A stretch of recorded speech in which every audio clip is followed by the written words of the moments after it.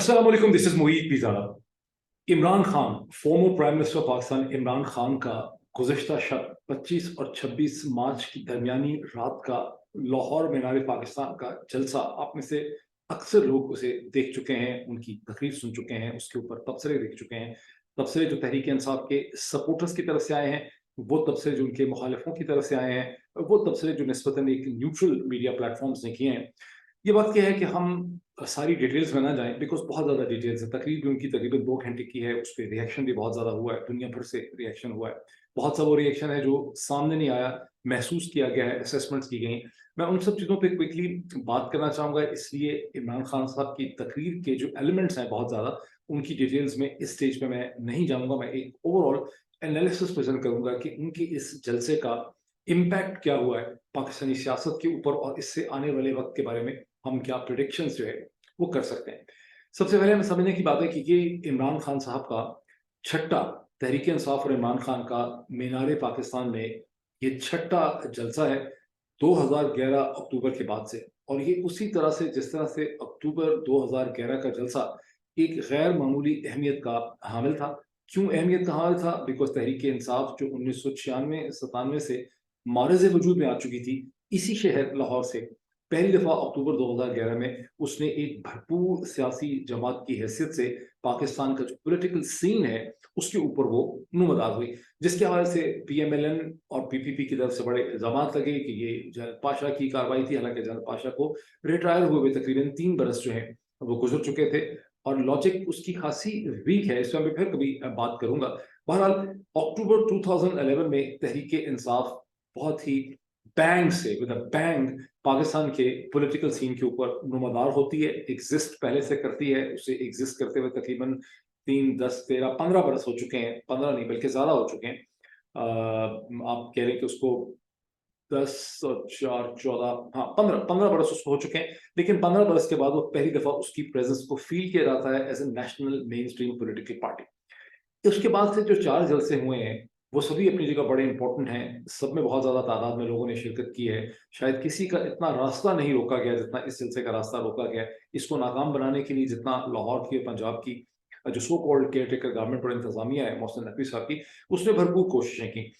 लेकिन इसका जो साइज है उससे ज़्यादा इसकी बहुत अहमियत है, बिकॉज ये एक ऐसे क्रूशल मोमेंट पे ये जलसा आया है जब पाकिस्तान की सियासत एक ऐसी सूरत हाल में है जैसी वो ग़ालिबन गुज़िश्ता 40 बरस में, जब से जान ज़िया उल हक की मार्शल लॉ की हुकूमत ख़त्म हुई है 1988 में, उसके बाद से कभी पाकिस्तान की सियासत और पाकिस्तान की रियासत जो है वो इस तरह से आलम नज़ा में नहीं थी। तो ये जलसा एक बहुत ही क्रिटिकल क्रूशल मोमेंट पे आया है। रमज़ान में सहरी के वक्त पे, बिल्कुल सहरी से थोड़ी देर पहले इमरान खान साहब की तकरीर जो है ख़त्म होती, और बहुत ही डिसाइसिव जलसा है। और इसमें इमरान खान एक स्टेट्समैन की हैसियत से, उनका बहुत कम जोर यहाँ PMLN, PDM और अपोजिशन के ऊपर है, और उनका बहुत ज़्यादा जो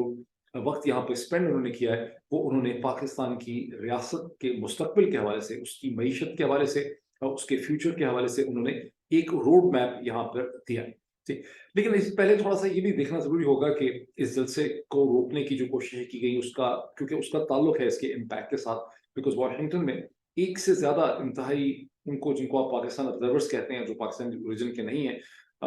उनके साथ जब मेरी बात हुई, उन सब ने इसको बहुत गौर से देखा है। उन्होंने भी इसके हवाले से जो असेसमेंट किए हैं, वो असेसमेंट क्या है? वो असेसमेंट ये है जो वाशिंगटन से अपील की जाती है कि इस जलसे को रोकने के लिए पहले कोशिश की गई, फिर जब ये महसूस किया गया कि अदालत ने इसकी इजाजत दे दी है, इसे रोका नहीं जा सकता, तो फिर इसे नाकाम बनाने की हर मुमकिन कोशिश की गई। कहा यह गया कि सिक्योरिटी की वजह से जगह जगह चेक पोस्ट लगानी है, लेकिन कई किलोमीटर तक की जो आने वाली सड़कें हैं चारों तरफ से, उनको ऊपर कंटेनर्स रख के, बसें करके, पुलिस के जरिए, ऑब्स्टिकल के जरिए रास्ते इसके रोके गए। और जो भी लोग इस जलसा गाह में पहुंच सके हैं, वो इमरान खान साहब को छोड़ के, जो कि गाड़ी में आए, बाकी लोगों को अपने बीवी बच्चों के साथ, उसमें बड़ी बुजुर्ग लोग भी हैं जिनकी उम्र 70-70 बरस की हैं, उन्हें पैदल चल के इस जलसा गाह में पहुंचना पड़ा।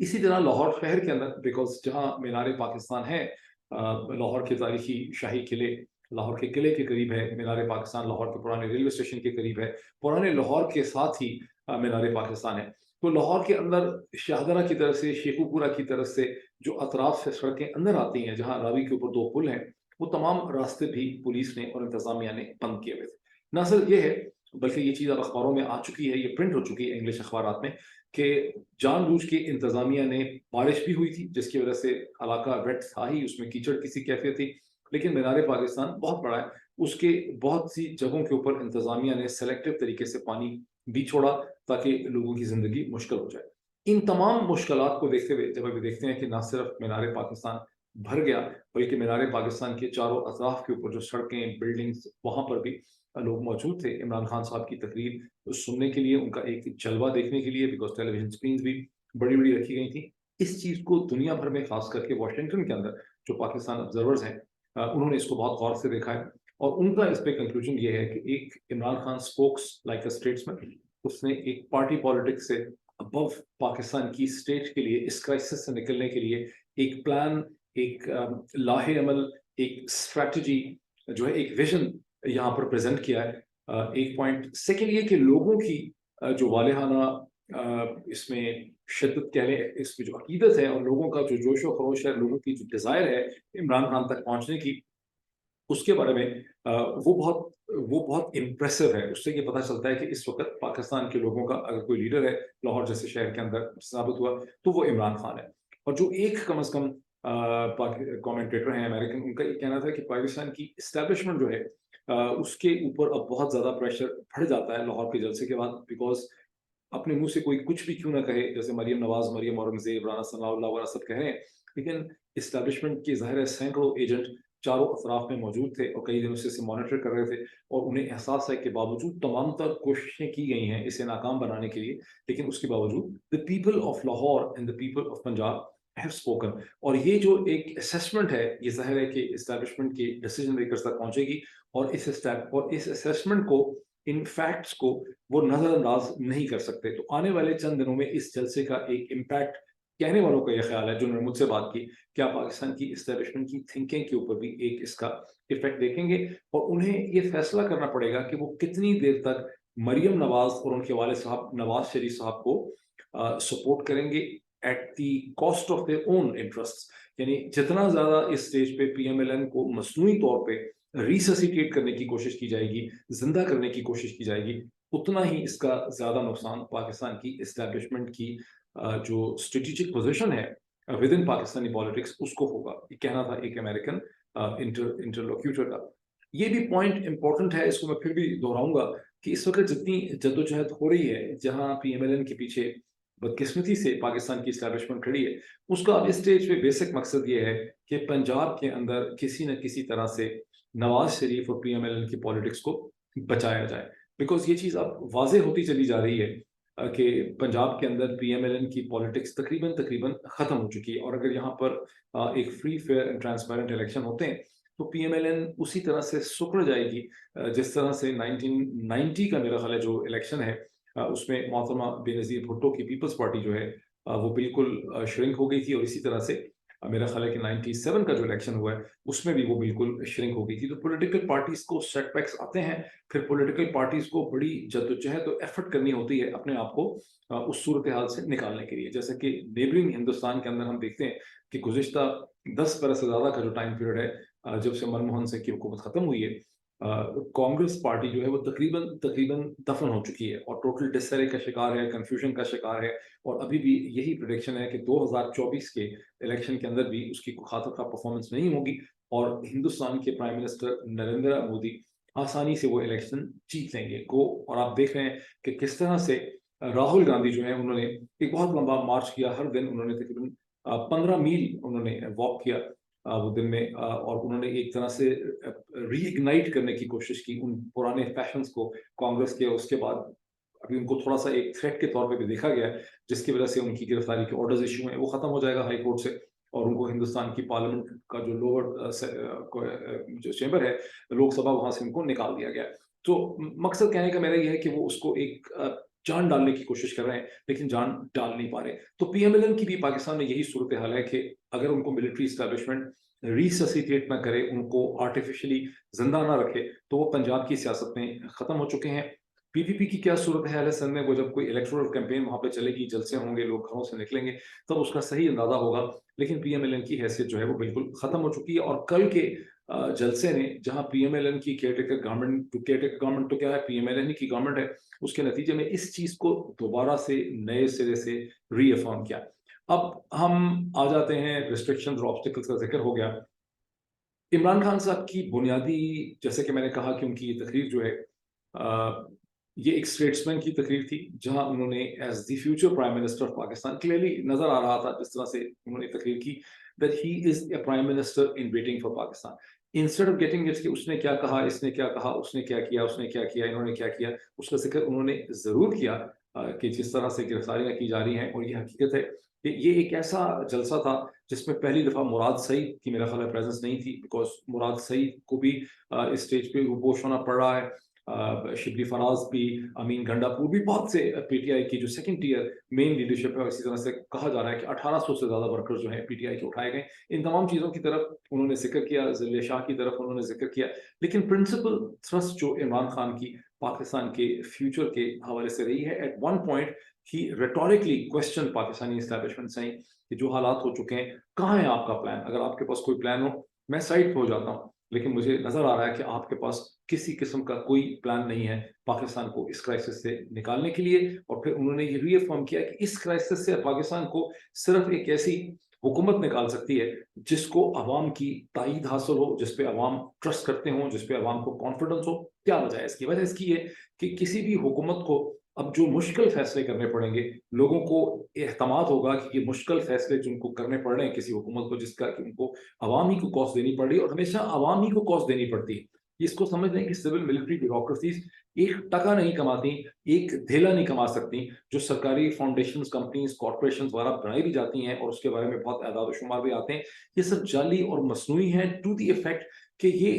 इकोनॉमी के उन्हीं सेक्टर्स में सरकार की बनाई हुई कॉर्पोरेट एंटिटीज compete करती हैं, जहां दर हकीकत प्राइवेट एंटरप्राइज को और बिजनेस को compete करना होता है। और अक्सर ये कंपनियां अपने लिए, जो कि सरकार की कंपनीज होती हैं, इस्लामाबाद, कराची, लाहौर में अपने लिए आसानी से लॉबिंग कर लेती हैं। इन कंपनीज में बहुत ज्यादा करप्शन होती है, ये जेन्युइनली कंपेटिटिव कॉन्ट्रैक्शन नहीं होती। इसीलिए जो जेन्युइन डेमोक्रेसीज हैं दुनिया की 20, उनमें आपको इस किस्म की सरकारी कंपनीज बेहीमौत जो हैं वो नहीं मिलते, क्योंकि ये दर हकीकत इकोनॉमी की शक्ल को बिगाड़ते हैं, कंपेटिटिव नहीं होते, ये वेल्थ क्रिएशन नहीं कर सकते, और फिर ये बहुत ज्यादा पीआर और खर्चा करके अपने आप को साबित करते हैं। तो सिविल मिलिट्री ब्यूरोक्रेसीज ना तो बजट बना पा को खर्चा, कोई पैसा जनरेट कर नहीं सकती, वेल्थ क्रिएशन नहीं कर सकते। सो इमरान खान ने कहा कि हमें एक प्लान देना होगा, उस प्लान के हवाले से पाकिस्तान में फॉरेन डायरेक्ट इन्वेस्टमेंट कैसे आएगी, पाकिस्तान की एक्सपोर्ट्स कैसे बढ़ेंगी, इंपोर्ट्स को कैसे कंट्रोल करना है, माइनिंग सेक्टर कैसे कंट्रीब्यूट कर सकता है, टूरिज्म कैसे कंट्रीब्यूट कर सकता है, ह्यूमन रिसोर्स जो है उसको कैसे बढ़ाना है। और उसमें उन्होंने ये भी कहा कि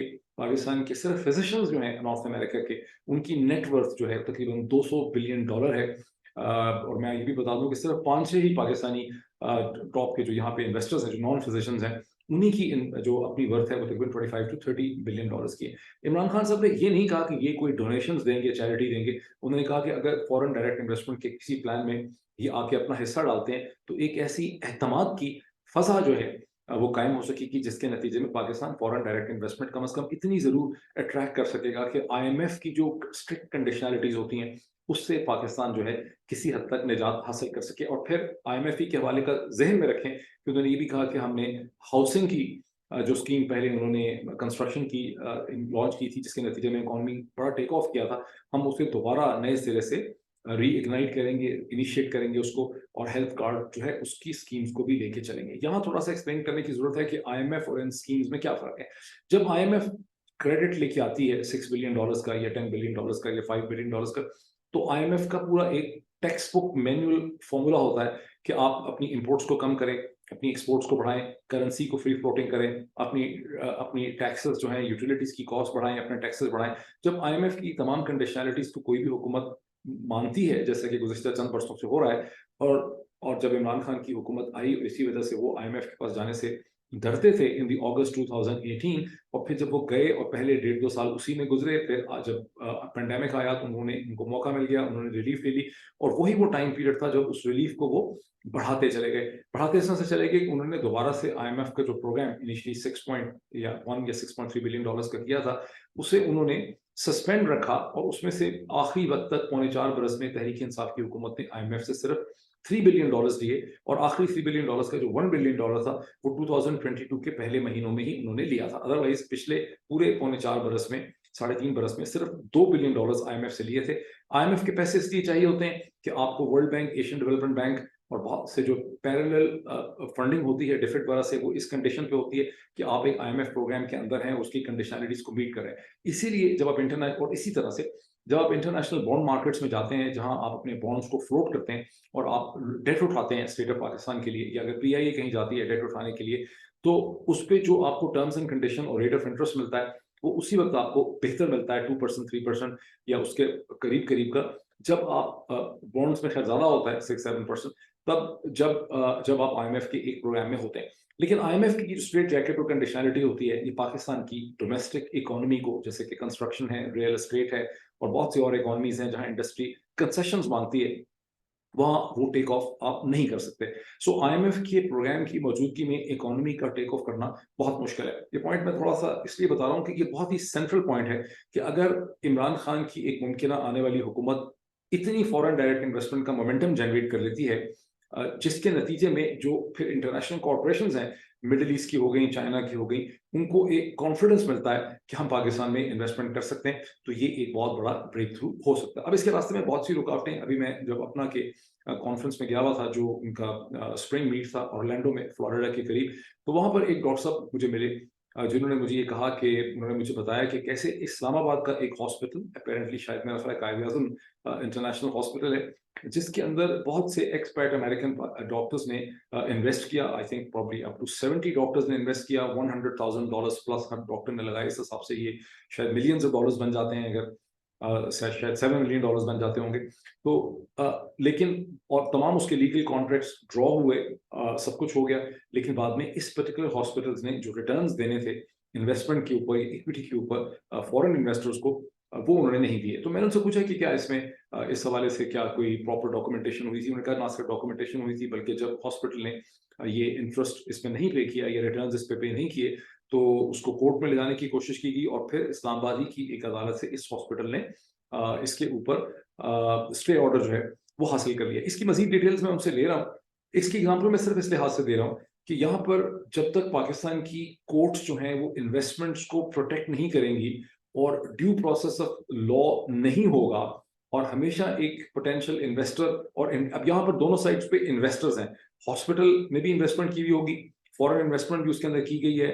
ये फॉरेन डायरेक्ट इन्वेस्टमेंट की एक तरह से एग्जाम्पल है। लेकिन जब तक आप इन्वेस्टर के दरमियान के जो झगड़े और कॉन्फ्लिक्ट और डिस्प्यूट हैं, उसको आप एक in accordance with the law in constitution और in the best principles of international investment law या बिजनेस लॉ, उसको आप सेटल नहीं कर सकेंगे, तो आप इन्वेस्टमेंट को सिक्योरिटी और तहफ़्फ़ुज़ नहीं दे सकते। और अगर इमरान खान की हुकूमत को आके ये करना है, तो उनको, और हमेशा इमरान खान कहते हैं कि रूल ऑफ लॉ होगा, और कल भी उन्होंने इस चीज़ में एम्फसाइज किया, और वो कई दफ़ा इस पे पहले एम्फसाइज कर चुके हैं कि जब तक प्रॉपर रूल ऑफ लॉ नहीं होगा, आप पाकिस्तान की इकोनॉमी टेक ऑफ नहीं कर सकती। अभी तक हम गुज़िश्ता चंद महीनों से रूल ऑफ लॉ का ज़्यादा जिक्र सुन रहे हैं, उस हवाले से कि police, law enforcement agencies arbitrary arrest करती हैं, डिटेंशन करती हैं, लोगों को उठा लेती हैं, लटका दिया जाता है, और अदालतें फौरी तौर पर रिलीफ नहीं देती। फॉर इंस्टेंस बहुत बहुत जुल्म किया जाता है इंतजामिया और पुलिस की तरफ से, लेकिन इंतजामिया और पुलिस को कहीं अकाउंटेबल नहीं ठहराया जाता। मैक्सिमम रिलीफ यही होती है कि 10 दिन, 8 दिन, 5 दिन के बाद किसी को बेल मिल जाती है, मुकदमे चलते रहते हैं।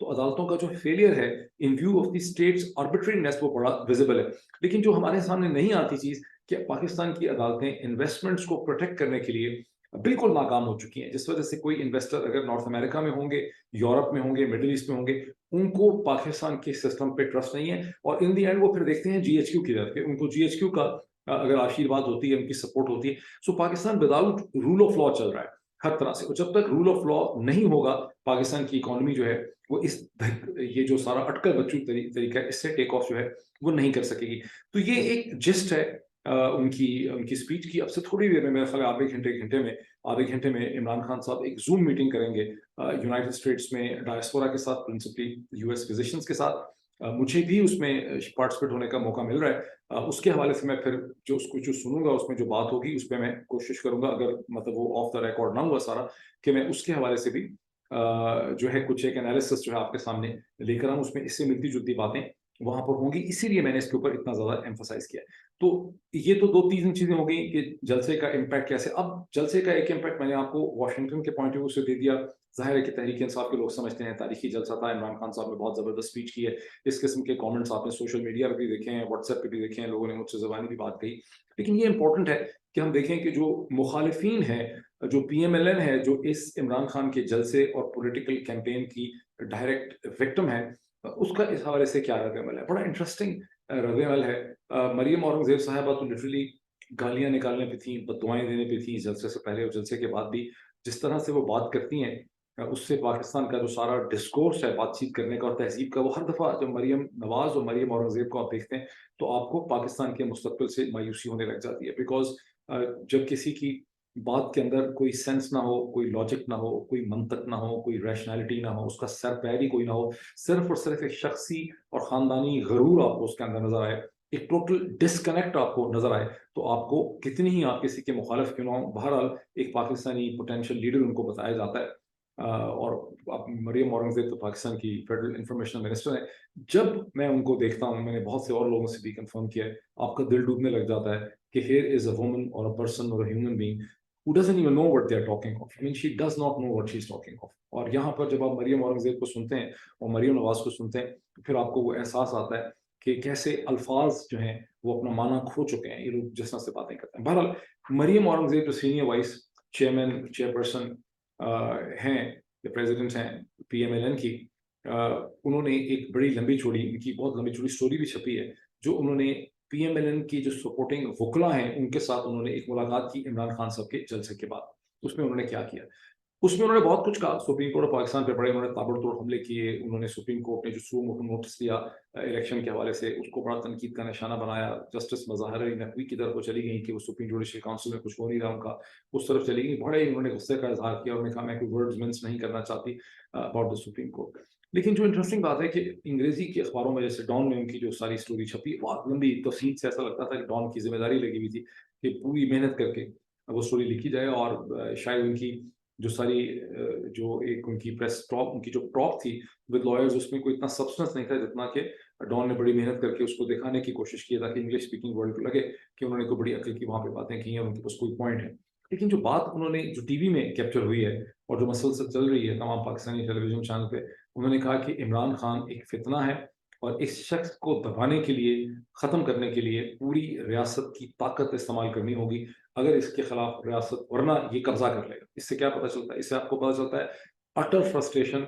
अटर डेस्परेशन। और रियासत का तो यहाँ पर इंटरचेंजेबली इस्तेमाल रियासत और हुकूमत का तो इस तरह से हो रहा है, यानी मरियम नवाज कब से रियासत की रिप्रेजेंटेटिव बन गई। मरियम नवाज तो एक हुकूमत की सपोर्टर हो सकती हैं, ये PMLN की गवर्नमेंट की रिप्रेजेंटेटिव हो सकती हैं, PDM में PMLN एक जुज है, लेकिन मरियम नवाज का आई एम श्योर कि GHQ के अंदर जो सियाने और अक्लमंद लोग हैं वो मरियम नवाज की लैंग्वेज और उनकी जो न्यूरो लिंग्विस्टिक प्रोग्रामिंग है NLP, इस पर थोड़ा सा गौर करेंगे जब मरियम नवाज ये कहती हैं कि रियासत की तमाम ताकत को इस्तेमाल करना होगा इमरान खान को कुचलने के लिए और ख़त्म करने के लिए, वरना ये कब्जा कर लेगा। कब्जा वो किसकी मदद से कर रहा है? अवाम की मदद से। इन अदर वर्ड्स ये है कि अवाम सारे बेवकूफ़ हैं, इमरान खान पाइट पाइपर है। जितने लोग लाहौर के जलसे में आए हैं सारे के सारे नावाजीदा बच्चे थे, उनको कोई अकल नहीं है। इमरान खान ने उनको कुछ सुंघा के सिंघाड़ा या क्लोरोफॉर्म वहाँ पे बिठाया हुआ था। ये उनकी एक स्टेट ऑफ माइंड है, लेकिन इससे उस डेस्परेशन का, उस खौफ का आपको अंदाजा होता है। अगर आप थोड़ा सा भी उनका यूट्यूब पे निकाल के देख लें तो आपको अंदाजा होगा कि वो क्या कहना चाहती हैं। उनसे बहुत ज़्यादा मुनासिब तरीके से इसी खौफ और इनसिक्योरिटी को एक्सप्रेस किया उनके इंटीरियर मिनिस्टर PMLN के जनाब राना सनाउल्लाह साहब ने, जिन्होंने एक प्रेस टॉक तो नहीं थी, टीवी प्रोग्राम था, जिसमें उन्होंने अपने और PTI के जो लड़ाई है, कॉन्फ्लिक्ट है, उसको एक एग्जिस्टेंशियल कॉन्फ्लिक्ट के तौर पे प्रेजेंट किया। और उन्होंने कहा कि ये सूरत हाल इमरान खान एक ऐसी स्टेज पे ले आया जहाँ पे या वो होंगे या हम होंगे, या उनका सर्वाइवल पॉलिटिक्स चलेगी या हमारी चलेगी। और जब सूरत हाल इस तरह से आ जाती है, यानी एक्सिस्टेंशियल कॉन्फ्लिक्ट होता है, फिर ना कोई डेमोक्रेसी बचती है, ना कोई रूल ऑफ लॉ होता है। और यानी मेरा ख्याल है उनसे पूछने वाले ने उनको ये इशारा किया था कि जिस तरह की हरकतें उनकी हुकूमत कर रही है वो रूल ऑफ लॉ में नहीं आती। तो उन्होंने कहा कि चूंकि ये एक्सिस्टेंशियल कॉन्फ्लिक्ट है, या हम बचेंगे या वो बचेंगे, ये हमारे और उनके सर्वाइवल की बात है, इसलिए इसमें कोई रूल ऑफ लॉ डेमोक्रेसी जो है वो नहीं बचती। ये एक बड़ी मीनिंगफुल स्टेटमेंट थी। राना सनाउल्ला अच्छे हैं, ये बुरे हैं, क्रिमिनल हैं, कितने केसेस हैं? राना सनाउल्ला पीएमएलएन के सारे ही लीडरों में से कम मुनाफिक है। ये बड़ी इंटरेस्टिंग बात है, मतलब वो बातें बड़ी गलत करते हैं, सख्त करते हैं, झूठ भी बहुत बोलते हैं, लेकिन अगर आप उनके जो कंटेंट ऑफ स्पीच है उसको ख्वाजा मरीम नवाज, मरीम औरंगजेब, ख्वाजा आसिफ, इवन ख्वाजा साद रफीक और एहसन इकबाल वगैरह के साथ कंपेयर करें तो आपको एहसास होगा कि राना सनाउल्ला इज लीस्ट मुनाफिक out of all of this people, because वो जो कहते हैं ना कि फकीह है मसलहत भी से वो रिंदा बादा खार अच्छा निकल जाती है जिसके मुंह से सच्ची बात मस्ती में। रिंदा बादा खार अच्छा जिसके मुंह से निकल जाती है सच्ची बात मस्ती में। तो राना सनाउल्ला ने जो ये बात कही कि एग्जिस्टेंशियल कॉन्फ्लिक्ट है, या उन्होंने सर्वाइव करना है, हमने सर्वाइव करना है, नो होल्ड्स बार, यहाँ पे कोई कानून बचा नहीं है, उसको बड़ा सीरियसली लिया असद उमर ने, फवाद चौधरी ने, जिन्होंने अपनी एक ज्वाइंट प्रेस कॉन्फ्रेंस में इसकी वजाहत की, जहां असद उमर ने कहा कि जब राना के ऊपर 15 किलोग्राम के हेरोइन का केस एंटी नारकोटिक फोर्स ने प्रेजेंट किया, गवर्नमेंट को कहा गया कि इसको सपोर्ट करें, तो फवाद, उन्होंने कहा कि मुझे याद है कि फवाद ने बहुत उस पर ऑब्जेक्शंस की और उन्होंने कहा कि ये केस कन्विंसिंग नहीं है और जो आप हमें पोजीशन लेने के लिए कह रहे हैं ये पोजीशन लेना बड़ा मुश्किल है। और यही वजह है कि उस वक्त शहरियार आफरीदी बड़े खराब हुए जब एंटी नारकोटिक फोर्स ने शहरियार आफरीदी को अपने साथ बैठाया और उनको कंपेल किया कि वो उसके ऊपर पोजीशन लें। वैसे एएनएफ के बाद सोर्सेज ने मुझे ये कहा था कि राना साहब का ताल्लुक जरूर रहा है ड्रग की, लाहौर के आगे पीछे हेरोइन और ड्रग की स्मगलिंग और उसकी खरीदो फरोख्त के साथ। ताहम वो जो केस था वो तो एक पॉइंट प्रूव करने के लिए 15 केजी का बनाया गया था, बिकॉज मेरा ख्याल है 10 केजी या 12 केजी से ऊपर एक सजाए मौत होती है और मकसद राना सनाउल्लाह को हरास करना था। I am not going into details of that case, लेकिन जाहिर है कि वो उस केस को राना साहब और पीएमएलएन के लीडर्स बार बार रेफर करते हैं। मेरा ख्याल है आज पिछले 24 घंटे में भी राना साहब ने उस केस को रेफर किया और इसी केस को फिर असद उमर ने और फवाद चौधरी ने भी रेफर किया। लेकिन बॉटम लाइन क्या थी दोनों की? बॉटम लाइन उनकी ये थी कि this is not the right approach. Political parties, politics में कोई एग्जिस्टेंशियल कॉन्फ्लिक्ट नहीं होता। सियासी जमातों को कई दफा बहुत रिवर्सल हो जाते हैं, जैसे कि पीपल्स पार्टी को पास में 2 दफा 1990 में और उसके बाद 1997 के इलेक्शंस में बड़े सीरियस रिवर्सल थे। तकरीबन लगता था कि पीपल्स पार्टी खत्म हो गई है, तो उसने दोबारा जो है उसने रिगेन किया और दोबारा वो पार्टी ग्रो बैक कर गई, जैसे कि हिंदुस्तान में कांग्रेस इस वक्त करने की कोशिश कर रही है, जिसकी गुज़िश्ता 10 बरस से हम देख रहे हैं कि खासी बुरी सूरत हाल है। 2014 और फिर अब 2019 और अब बहुत बुरी उनकी सूरत हाल है। तो ये उनके जवाब में असद इकबाल फवाद चौधरी का और असद उमर साहब का कहना था that itself is an important thing. एक इंपॉर्टेंट डेवलपमेंट ये भी है जहां प्राइम मिनिस्टर शहबाज शरीफ साहब ने 5 सफ़े का एक नोटिफिकेशन खत जो है वो जवाब दिया है, बड़े गुस्से का, बड़ा जज्बाती किस्म का, to the president of Pakistan जनाब डॉक्टर आरिफ अलवी, जिन्होंने फ्राइडे को उनको एक खत लिखा था 2 दिन पहले, जिसमें बेसिकली डॉक्टर अलवी ने तो ये कहा था कि इलेक्शन कमीशन ऑफ पाकिस्तान ये कह रहा है कि गवर्नमेंट जो है प्राइम मिनिस्टर शहबाज शरीफ की, उसके डिपार्टमेंट जैसे कि आर्मी है, इंटीरियर है, मिनिस्ट्री फाइनेंस है, ये मदद नहीं कर रहे इलेक्शन कमीशन की इलेक्शन करवाने के लिए, और प्राइम मिनिस्टर को अपना जोर यूज करके इन चीज़ों को फैसिलिटेट करना चाहिए, और फिर जो ह्यूमन राइट वायलेशन हो रही हैं उसकी तरफ उन्होंने इशारा किया। जवाबन जो खत लिखा है 5 सफ़ों का, जो बिल्कुल एक इमोशनल बिलीवरी रिएक्शन किया है शहबाज शरीफ साहब ने, और बिल्कुल अपने आप को साबित किया है कि वो प्राइम मिनिस्टर से ज़्यादा कुछ और ही लग रहे हैं, कार्टून, बिल्कुल कार्टून किस्म का उन्होंने खत मैंने पढ़ा है उनका। उसमें उन्होंने 1-2 पैराग्राफ लिखे हैं प्रेसिडेंट अलवी के जवाब में, बाकी पूरे 4 से ज़्यादा सफ़े जो हैं वो इस चीज़ पे लगवाए हैं कि डॉक्टर आरिफ अलवी ने 2018 से लेकर 2022 तक क्या किया, किस तरह से डॉक्टर आरिफ अलवी ने कॉन्स्टिट्यूशन को सपोर्ट किया, किस तरह से इमरान खान की हुकूमत की हर अनकॉन्स्टिट्यूशनल हरकत जो है उसको आरिफ अलवी सपोर्ट करते रहे, जो उस जमाने में वायलेशन हुई उसका आरिफ अलवी ने कुछ नहीं किया। यानी उन्होंने आरिफ अलवी को काउंटर किया है कि आप भी कोई बहुत अच्छे शख्स या एग्जेक्टिव या कॉन्स्टिट्यूशन नहीं रहे, लेकिन जो इशू रेज किए थे doctor Arif Alvi as president, उसका कोई उन्होंने खातर खा जवाब नहीं दिया। मासवा ये कहने के इलेक्शन कमीशन जो है उसने एक असेसमेंट की है और वो इलेक्शन समझता है कि 8 अक्टूबर से पहले नहीं हो सकते, which actually brings us to the next point, जो सुप्रीम कोर्ट के सामने पिटिशन आ चुकी है, असद उमर साहब ने दायर की है, जिसको कि बैरिस्टर अली उसको लीड कर रहे हैं। लेकिन मैं थोड़ा सा इस पे जिक्र कर दूं कि शहबाज शरीफ साहब ने ह्यूमन राइट वायलेशन के हवाले से ये कहा है कि उनकी बिल्कुल कॉन्स्टिट्यूशन गवर्नमेंट है, कोर्ट्स काम कर रही हैं और उनको अपनी तमाम तर रिस्पॉन्सिबिलिटीज का एहसास है, और कोई ह्यूमन राइट वायलेशन जो है वो पाकिस्तान में नहीं हो रही, and I leave this to your judgment. अब बैरिस्टर अली जफर ने जो पिटिशन डाली है, जो फ्राइडे को डलनी थी लेकिन सैटरडे को डली है, जिसका कि हम इंतजार कर रहे थे, इसको बेसिकली असद उमर साहब की तरफ से डाली गई है, लेकिन इसमें पंजाब और केपी के पीटीआई के लीडर्स भी हैं। इस पिटिशन में बुनियादी तौर पर ये प्रेयर मांगी जा रही है कि सुप्रीम कोर्ट हुक्म दे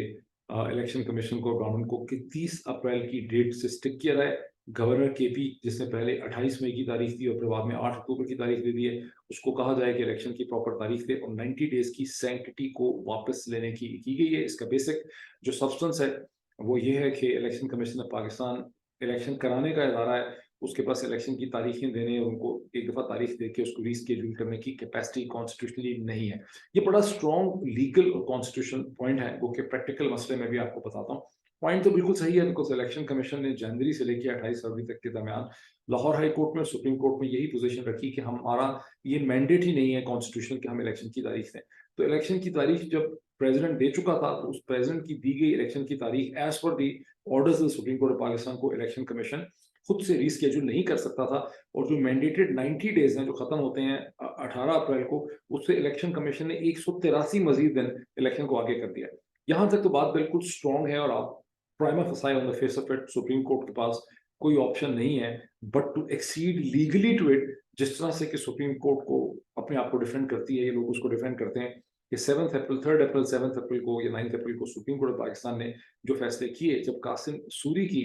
जो रूलिंग है जो अदरवाइज प्रोटेक्टेड थी under article 69 of the constitution, उसको सुप्रीम कोर्ट ने सिर्फ लीगल लेंस की बेसिस पे चैलेंज किया। उसमें लार्जर पॉलिटिक्स में चूंकि हमदर्दी कोई नहीं थी और पीछे से जंग बाजुओं का प्रेशर था सुप्रीम कोर्ट के ऊपर प्राइमा फसाए, तो सुप्रीम कोर्ट ने अपने आप को बिल्कुल एक लीगल तरीके से कहा कि ये लीगली जो है वो करेक्ट नहीं। तो अगर लीगल लेंस ही सुप्रीम कोर्ट अप्लाई करेगी तो फिर तो एक ही दिन में इसका फैसला हो जाना चाहिए कि इलेक्शन कमीशन ने जो कुछ किया वो इलीगल, बल्कि चीफ इलेक्शन कमिश्नर को जेल में जाना चाहिए फॉर सीरियस कंटेम्प्ट। उनके साथ जितने भी पंजाब गवर्नमेंट के और लोग हैं, मोहसिन नकवी वगैरह, इन सब के खिलाफ कोई ना कोई कार्रवाई जो है होनी चाहिए अगर लीगल सेंस आप अप्लाई करें। लेकिन लीगल सेंस अप्लाई होने नहीं लगी यहाँ पे, बिकॉज मेरी अंडरस्टैंडिंग ये है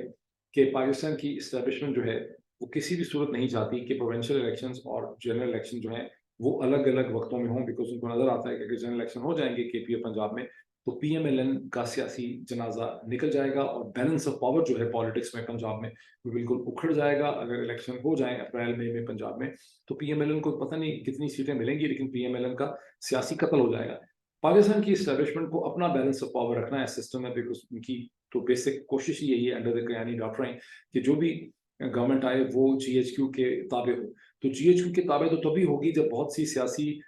जमातें अखाड़े के अंदर लड़ाई कर रही होंगी और बार बार जीएचक्यू की उनको मदद की जरूरत पड़ेगी। अगर पीटीआई इतनी स्ट्रॉन्ग पार्टी के तौर पे इमर्ज करती है, 2/3 मेजोरिटी की बात नहीं, अगर इफेक्टिव सिंपल मेजोरिटी भी उसके पास होती है और पीएमएलएन खत्म हो जाती है पंजाब में, तो पीटीआई जाहिर है कि अपनी इस्टेब्लिशमेंट से के हाथ से नहीं खा रही होगी और इस्टेब्लिशमेंट से डिक्टेशन नहीं ले रही होगी। तो इस्टेब्लिशमेंट जो है उसकी पूरी कोशिश है कि इलेक्शन एक वक्त में हो। अब वो एक वक्त में कब हो, इसका मतलब ये है कि अगर अगर सुप्रीम कोर्ट लीगल लेंस से फैसला करती है तो फिर तो 48 घंटों के अंदर इलेक्शन कमीशन के चीफ इलेक्शन कमिश्नर को जाना चाहिए जेल में और इलेक्शन हो जाना चाहिए 30 अप्रैल को। लेकिन सुप्रीम कोर्ट को एक लगता ही है मुझे कि एक पंचायत और एक जरिए की तरह का फैसला करना होगा, और ये जो इतनी देर लग रही है उसमें ये होगा कि मुख्तलिफ पोलिटिकल एक्टर्स सुप्रीम कोर्ट के साथ, मेरी एनालिसिस है कि इन टच होंगे और सुप्रीम कोर्ट इसका कोई हल निकालने की कोशिश करेगी कि सारे इलेक्शन जो है ये इकट्ठे करवा लेते हैं। वो इकट्ठे कब करवा लेते हैं, वो सितंबर में कराते हैं, वो मई में करने हैं, वो जून में करने हैं, वो फिर मसला आ जाएगा कि मच्छर मक्खी लड़कियां,